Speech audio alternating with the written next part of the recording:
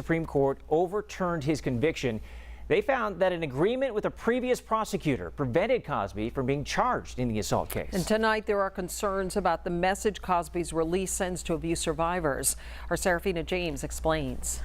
Today, comedian Bill Cosby became a free man after the Pennsylvania Supreme Court overturned his sexual assault conviction due to an agreement made with a previous prosecutor that prevented him from being charged in the case. He just said his heart was racing. He couldn't believe it. Hours after the 83-year-old's release, I sat down with local attorney George Contos, who represents Renita Hill, a Baldwin woman who accused Cosby of sexual assault. We knew that the case was on appeal.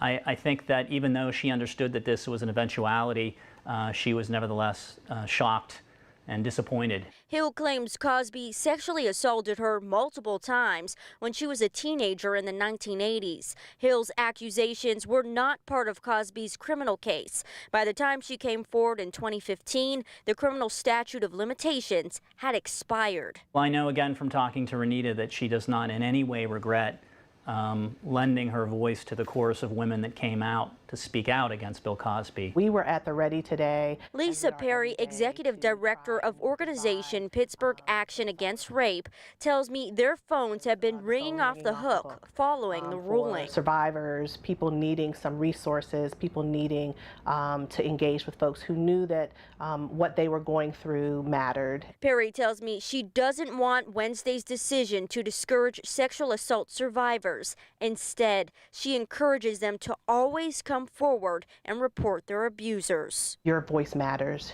Your truth matters.